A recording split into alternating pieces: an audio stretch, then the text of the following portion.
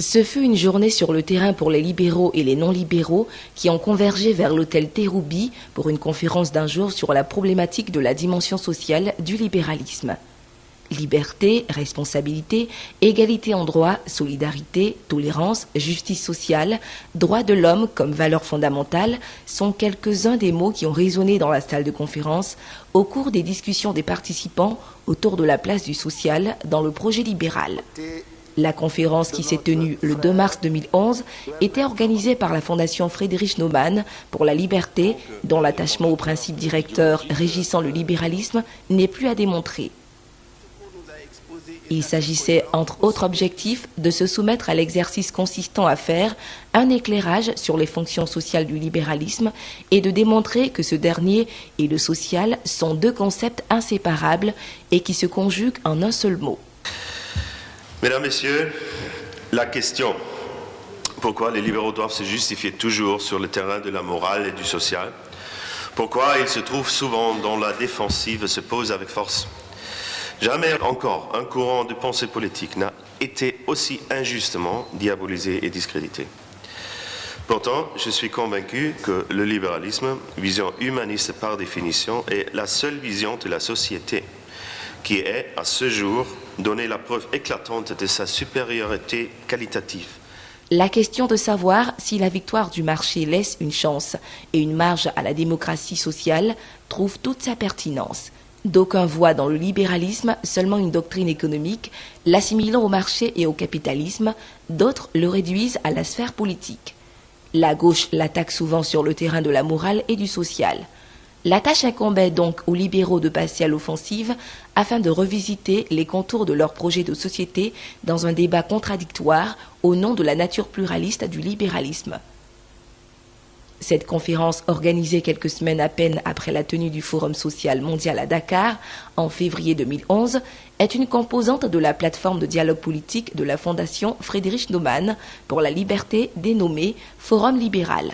Ce dernier est un lieu de réflexion, de partage et d'échange où des acteurs politiques de toute obédience confondus, des membres de la société civile et des universitaires s'adonnent régulièrement à la lecture objective de l'actualité politique et livrent parfois des recommandations. Il était important que le monde libéral sénégalais aussi plutôt travaille à défendre ses vues et ses points de vue.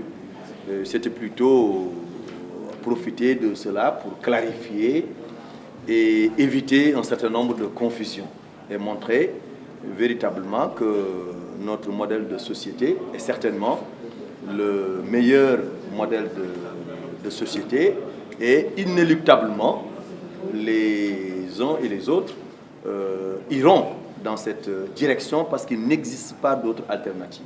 Il faut laisser les gens s'exprimer, il faut laisser les gens entreprendre, mais naturellement, l'évolution de la société libérale doit aussi permettre une meilleure prise en charge des uns et des autres qui n'ont pas pu suivre le rythme.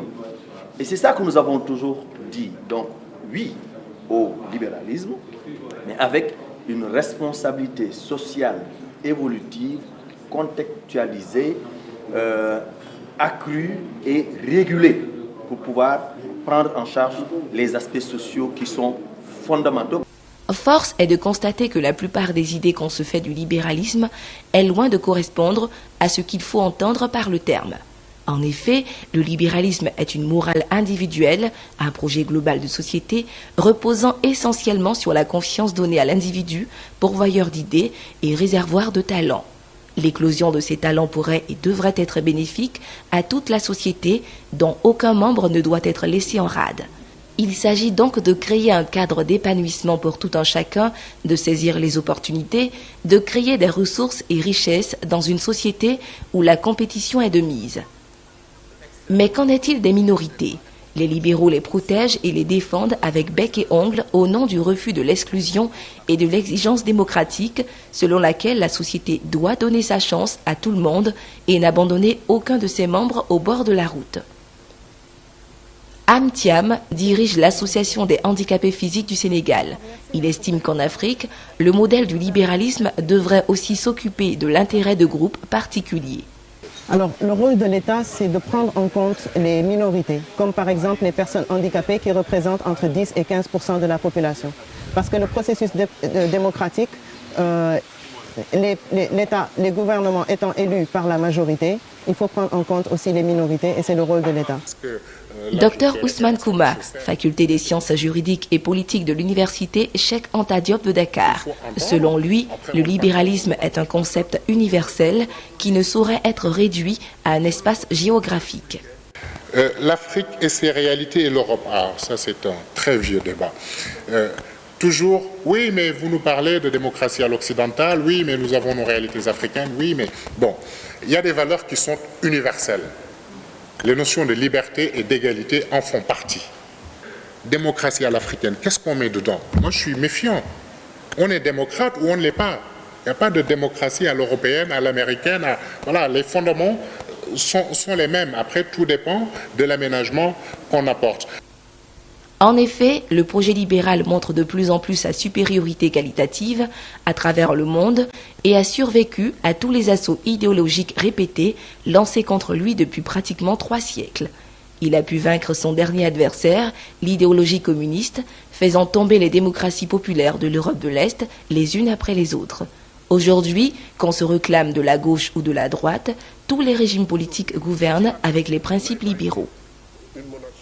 Le professeur Serigne Diop, constitutionnaliste avéré et non moins médiateur de la République du Sénégal, affirme que malgré le fantasme que d'aucuns font sur le socialisme, toutes les sociétés contemporaines sont libérales au plan politique parce que ne pouvant pas nier la liberté et dans une grande mesure au plan économique à cause de la dynamique de mondialisation dont personne ne peut se soustraire. Personne ne peut aujourd'hui dire je ne suis pas un libéral, sauf si tu ne sais pas ce que veut dire être un libéral. Parce que vous ne pouvez pas renier la liberté politique. Parce que personne ne peut aujourd'hui défendre le totalitarisme. Or, si vous n'êtes pas libéral, vous êtes totalitaire. C'est-à-dire que vous déterminez par voie unilatérale les modes de comportement dans la société. C'est ça qu'on appelle un État totalitaire. Il ne faut pas confondre non plus avec un État autoritaire. Un État démocratique peut être totalitaire. L'État est une corporation de services publics. La santé, l'éducation, l'eau, les moyens de communication, ce sont des services publics qui doivent être de la responsabilité de l'État. Cependant, il est évident que tout le monde ne partage pas cette conception libérale de la vie en société. Des adeptes de l'antilibéralisme étaient aussi les bienvenus dans ce débat contradictoire. Il faudra bien savoir que la notion de l'État chez nous, les communistes, et qui se vérifie véritablement dans le monde entier, c'est quoi? C'est que l'État, cet État-là qui est au service d'une classe dominante, tant que les classes dominées ne se battent pour se l'approprier, le processus de démocratisation des sociétés passe par là. Et ce qui a amené les révolutions que nous avons connues dans l'histoire et jusqu'à maintenant. Pour, comme disent les marxistes, créer les conditions de la disparition de l'État. La question du libéralisme et la question du socialisme, est-ce qu'on ne doit pas, n'est-ce pas, ici au niveau de l'Afrique, penser, n'est-ce pas, à autre chose, à un autre concept? Moi, par exemple, je pense, n'est-ce pas, au réformisme. Est-ce qu'actuellement, notre préoccupation n'est pas plutôt, ne doit pas plutôt être réformiste? Parce que je pense qu'actuellement, avec vraiment nos problèmes, nous avons un problème de réforme, n'est-ce pas, de nos institutions. En Afrique, au vu de la situation économique non reluisante dans beaucoup de pays, la question de l'intervention de l'État dans la sphère économique pour soulager la souffrance des populations se pose de plus en plus. Est-ce une option pertinente?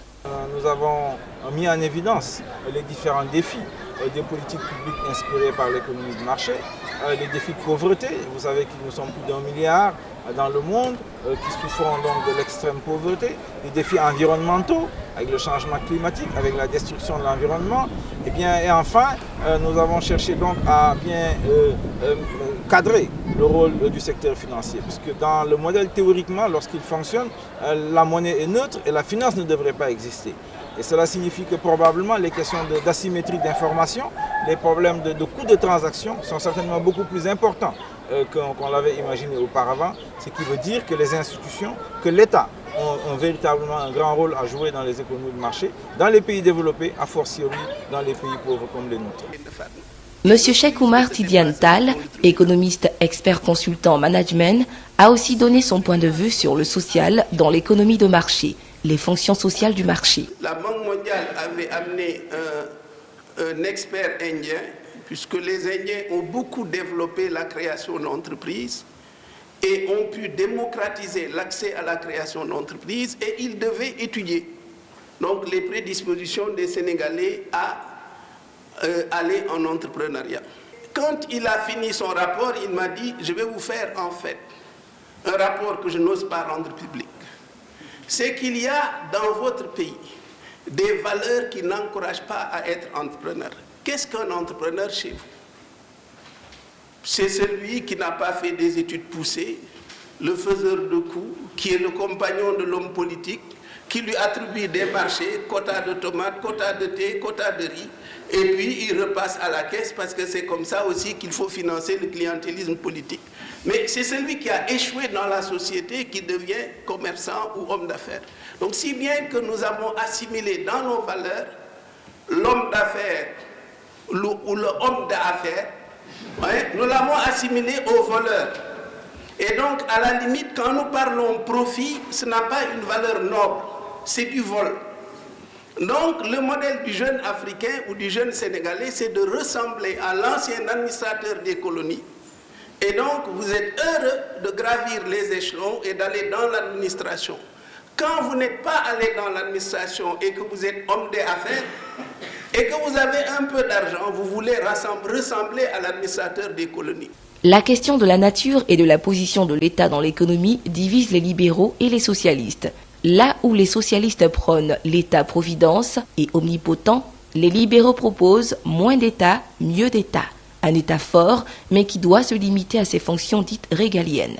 Ils partent du principe et du constat selon lesquels c'est dans les pays où le poids de l'État dans l'économie est le plus imposant au point de devenir insupportable, où la réglementation est la plus dense, où les contraintes administratives sont les plus importantes, c'est précisément dans ces pays où le malaise social est le plus grand. Le rôle de l'État, en réalité, les libéraux sont très méfiants par rapport à l'intervention de l'État, et c'est clair, parce que l'État, en réalité, est très maladroit dans ses interventions. Alors, quand il y a un problème, surtout un problème systémique, les libéraux pensent que la solution ou les solutions peuvent provenir exactement du système lui-même. Donc l'État n'a pas les meilleures solutions. Quand il y a un véritable blocage, qu'on peut faire recours à l'État, mais ça c'est pour débloquer et tout de suite retourner à sa place. Ne pas se substituer à l'individu ou aux individus qui sont les meilleurs dans les pratiques de tous les jours, et surtout les pratiques qui doivent en réalité créer les conditions d'un épanouissement.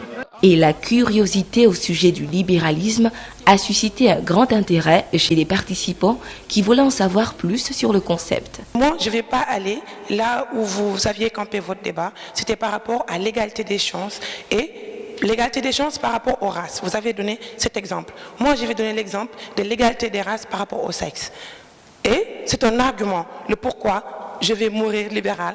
Le capitalisme, c'est vrai que vous l'avez opposé au socialisme, opposé le libéralisme au totalitarisme, mais précisez que le capitalisme n'est pas une invention libérale. Ce ne sont pas les libéraux qui ont inventé le capitalisme en tant que concept. Et les libéraux théorisent plus l'économie de marché, avec un système de valeurs qu'ils ont eu à préciser. Et je pense que la précision est de taille aujourd'hui parce que tous les problèmes auxquels les gens sont confrontés sont en train d'être taxés de libéraux. Et ce ne sont pas les libéraux puisque c'est le capitalisme qui a créé, qui a été théorisé par Marx. Et je pense qu'aujourd'hui qui a permis aux gens de connaître tous ces problèmes-là. Du fait du réglage du soleil, avec le pluralisme démocratique que vit actuellement le continent, il est rafraîchissant d'avoir plus d'espoir que cette nouvelle aube apportera la prospérité et le progrès économique dans de nombreux pays africains qui, dans les premiers jours d'indépendance, ont adopté le socialisme.